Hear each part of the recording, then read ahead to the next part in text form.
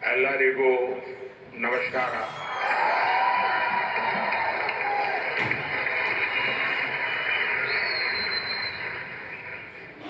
आज की ये सुबह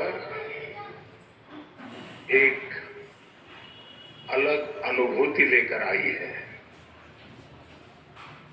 बच्चों के वैदिक मंत्रों से स्वागत, भगवान श्री गणेश के दर्शन, श्री श्री रविशंकर जी के 70 वर्ष और आर्ट ऑफ लिविंग के 45 वर्ष, ये ऐसे पल हैं जो हमेशा मेरी स्मृतियों में रहेंगे। इस अद्भुत समारोह में आमंत्रित करने के लिए मैं आप सभी का आभारी हूं।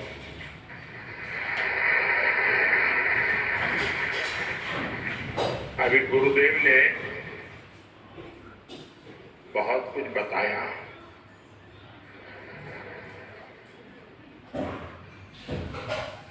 आपको लगता होगा वो मेरी तारीफ कर रहे थे, लेकिन मुझे लग रहा था कि वो मुझे काम बता रहे थे।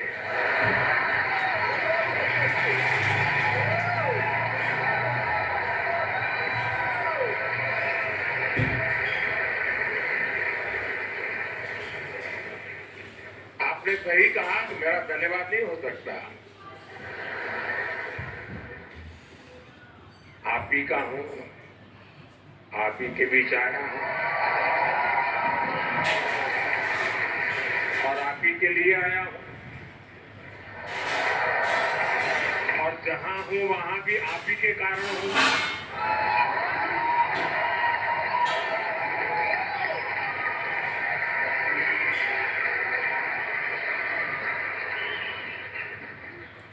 आज गुरुदेव के 70 साल का एक कार्यक्रम है,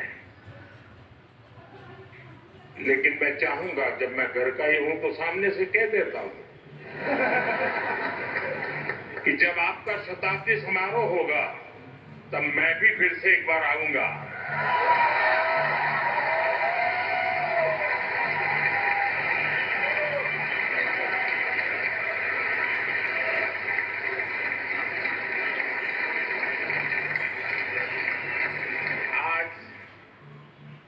दिव्य और भव्य ध्यान मंदिर का लोकार्पण हुआ है। जब संकल्प स्पष्ट हो और सेवा भाव से कार्य किया जाए तो हर प्रयास का सुखद परिणाम मिलता है।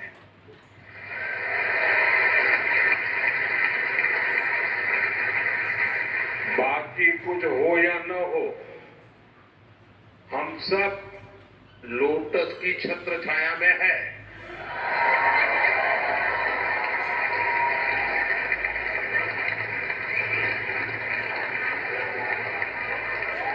जैसे जैसे समय आता जाए ताली बजाती जाइए।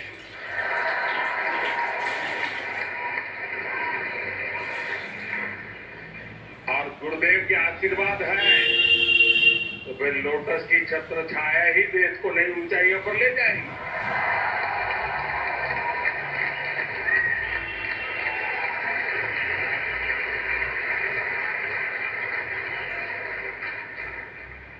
मैं आर्ट ऑफ लिविंग परिवार को इस ध्यान मंदिर के लिए अनेक अनेक शुभकामनाएं देता हूं। साथियों, बेंगलुरु का माहौल,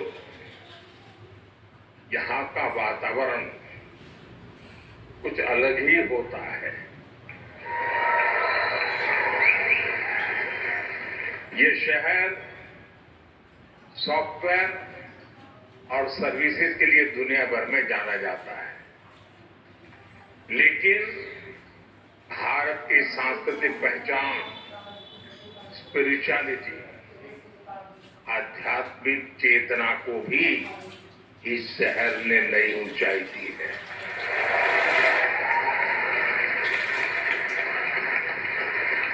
योग, ध्यान, प्राणायाम भारत के संस्कारों का अभिन्न हिस्सा रहे हैं। और जैसा गुरु जी ने कहा, आज दुनिया भर के लोग भारत के इन आध्यात्मिक संस्कारों से प्रभावित हैं और इन्हीं पुरातन संस्कारों से भारत की भी अनेक संस्थाओं को प्रेरणा मिलती रहती है।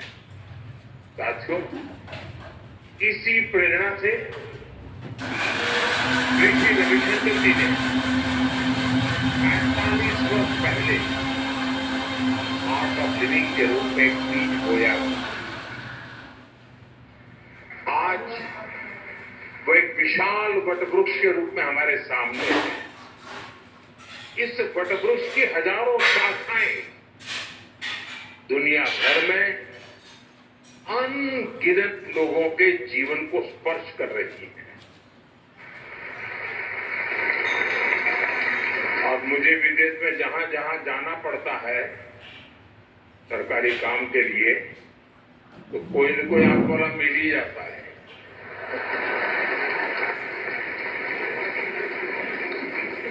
साथियों, हमारा भारत विविधताओं से भरा देश है।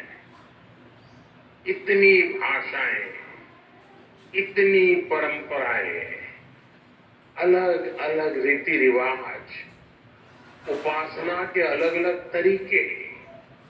जब हम इसे देखते हैं तो एक स्वाभाविक प्रश्न हम सबके मन में आता है, आखिर इन सभी सुंदर विविधताओं को जोड़ने वाला मूल तत्व क्या है? इसका उत्तर है स्वयं के लिए नहीं, बल्कि दूसरों के लिए जीना।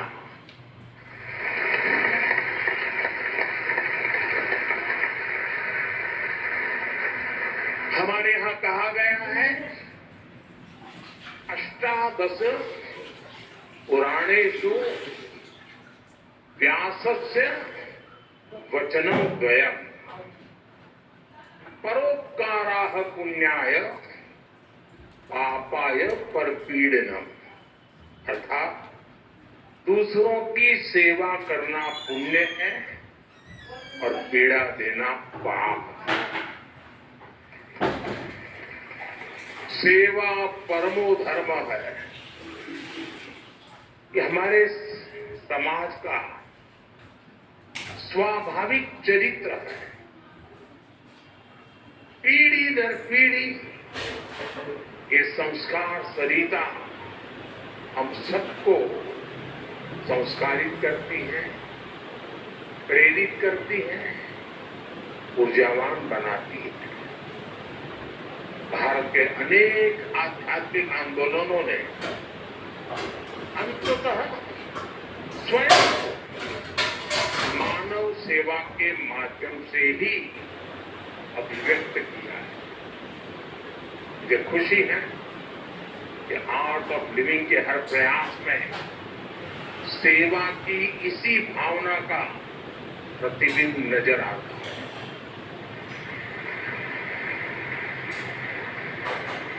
अभी जो वीडियो दिखाया गया, सेवा ही सेवा है, उसमें लोगों का ही कल्याण है।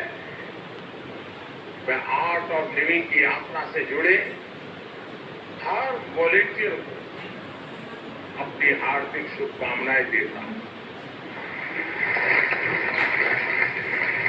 साथियों, कोई भी अभियान तब सफल होता है जब उसके साथ समाज की शक्ति जुड़ जाती है। इसलिए ऐसे हर महत्वपूर्ण मिशन के लिए समाज की शक्ति को जागृत करना बहुत आवश्यक है। मेरा हमेशा से विश्वास रहा है कि समाज राजनीति और सरकारों से भी अधिक शक्तिशाली होता है।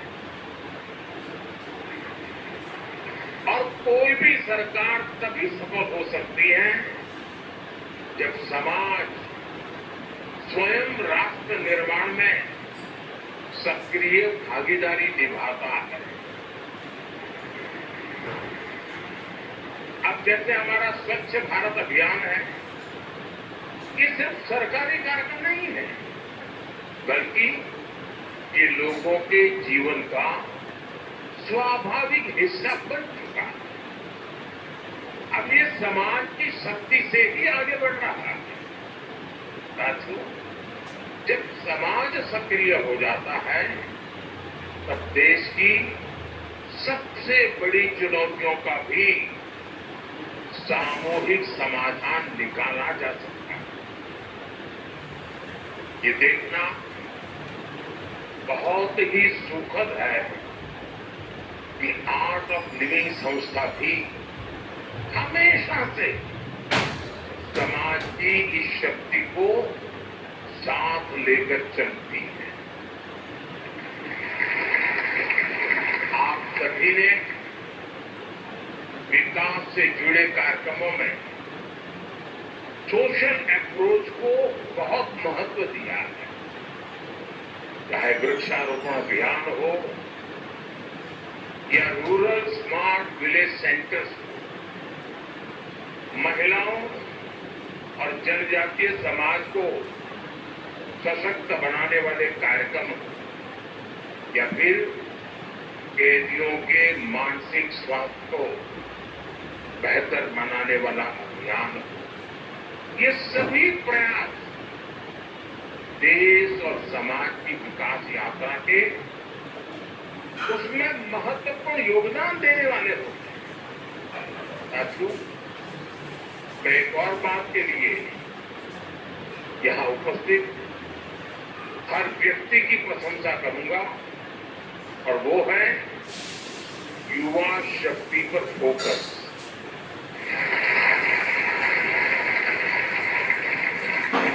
आज की दुनिया में बहुत तेजी से बड़े बड़े परिवर्तन हो रहे हैं।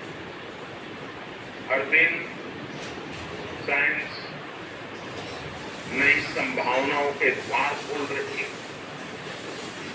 नए नए इनोवेशन पूरे की पूरी इकोनॉमी को बदल रहे हैं। भारत इस बदलाव में केवल भागीदारी नहीं कर रहा, वो कई क्षेत्रों में नेतृत्व भी कर रहा है।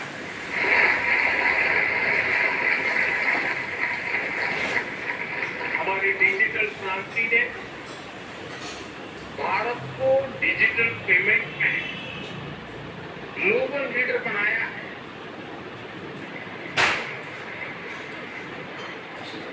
आज इंफ्रास्ट्रक्चर भी अभूतपूर्व गति से आगे बढ़ रहा है और फ्यूचरिस्टिक विजन के साथ आगे बढ़ रहा है।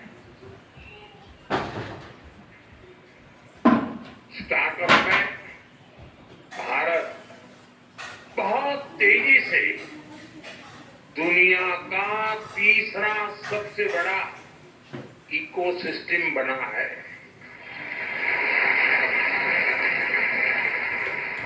हमारे युवा आज स्पेस में अपने सैटेलाइट भेज रहे हैं।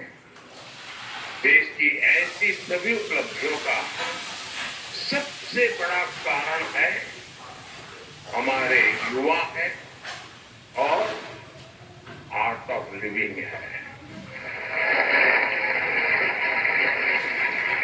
युवाओं को आज के आधुनिक युग की चुनौतियों के समाधान पाने में गुरुदेव और आर्ट ऑफ लिविंग बहुत सहायता कर रहा है। साथियों, आज टेक्नोलॉजी की वजह से दूर बैठे लोग एक पल में एक दूसरे से जुड़ रहे हैं। लेकिन जरूरी है दुनिया से जुड़े या न जुड़े, स्वयं से तो जुड़े।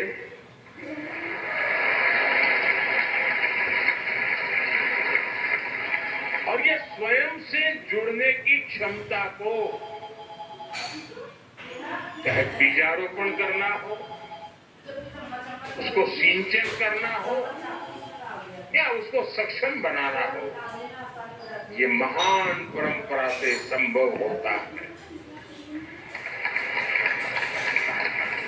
विकसित भारत का निर्माण ऐसे युवाओं से ही होगा जो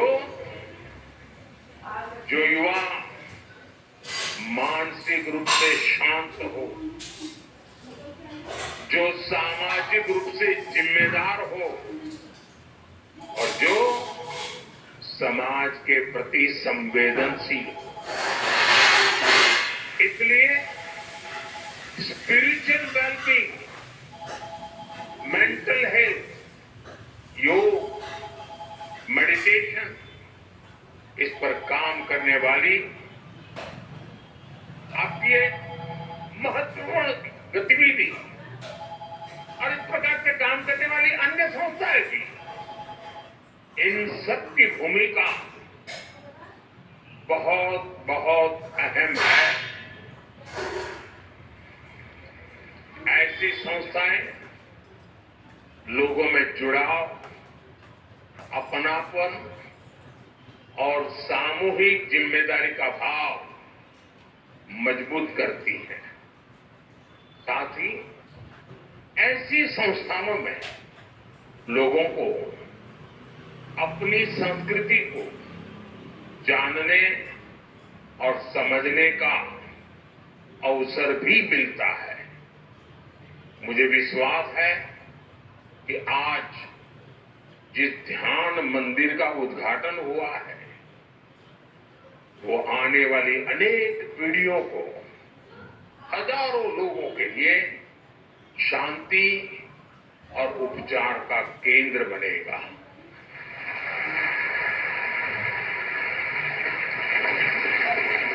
साथियों, आप सभी देश और समाज के प्रति अपने कर्तव्यों को बखूबी निभा रहे हैं, लेकिन जब भी आपके बीच आता हूं तो कुछ आग्रह करने से खुद को रोक नहीं पाता।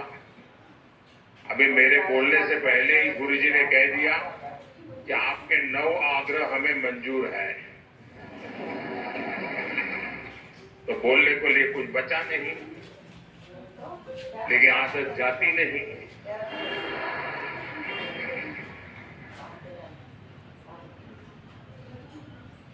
भारत के होलिस्टिक डेवलपमेंट के लिए कई स्तरों पर सामूहिक प्रयास की आवश्यकता है। इनमें आर्ट ऑफ लिविंग जैसे संगठन महत्वपूर्ण भूमिका और ज्यादा शक्ति से इस परिवर्तन के प्रहरी बन सकते हैं।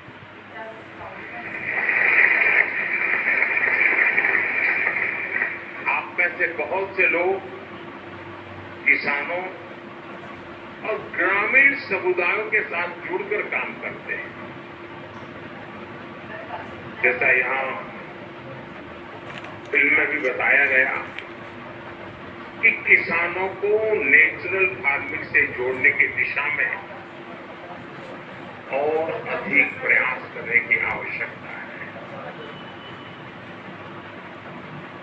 आज बीमारी में भी इंसान नेचुरल हीलिंग के रास्ते खोज रहा है कि हमारी धरती माँ, उसे भी नेचुरल हीलिंग की जरूरत है।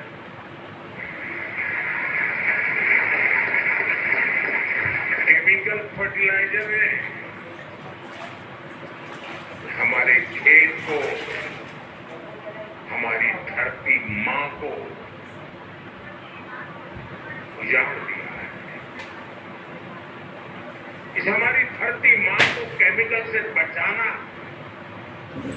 ये भी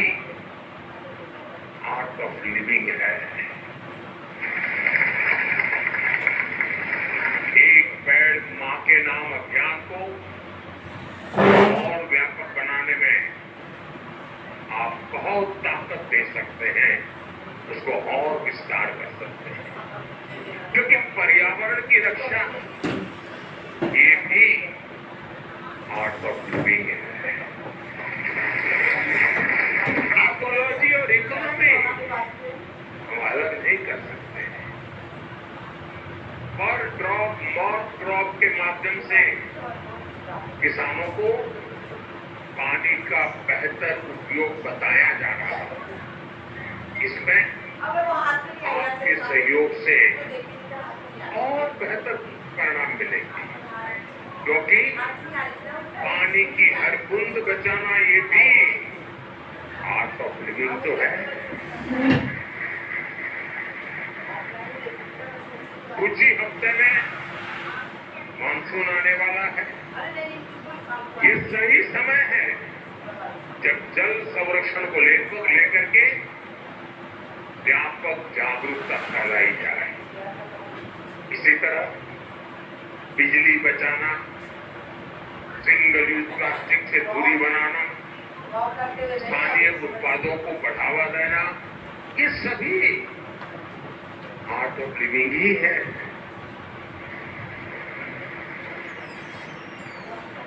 आज देश मिशन लाइफ पर भी जोर दे रहा है।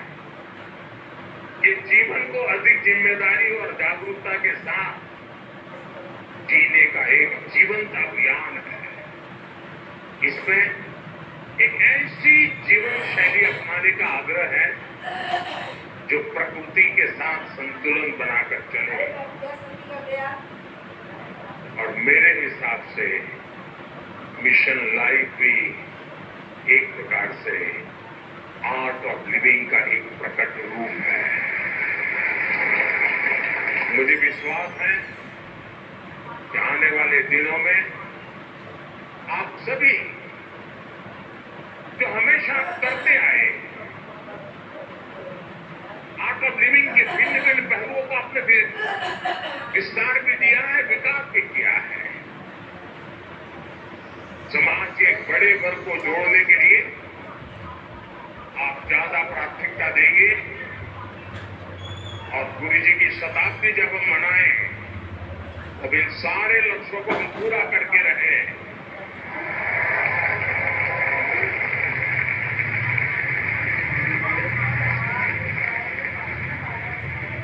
मैं एक बार फिर श्री श्री रविशंकर जी को, गुरुदेव को अनेक अनेक शुभकामनाएं देता हूं। मैं आर्ट ऑफ लिविंग परिवार के हर वॉलेंटियर का उनकी सेवा भावना और समर्पण के लिए हृदय से बहुत बहुत अभिनंदन करता हूं। फिर एक बार आप सब ने मुझे आपके बीच आने का अवसर दिया, इस पवित्र वातावरण में कुछ पल बिताने का मौका दिया, लोटस के छत्र छाया में सोचने का मौका दिया। इसके लिए मैं फिर से आप सबका हृदय से बहुत बहुत धन्यवाद करता हूं। जय गुरुदेव।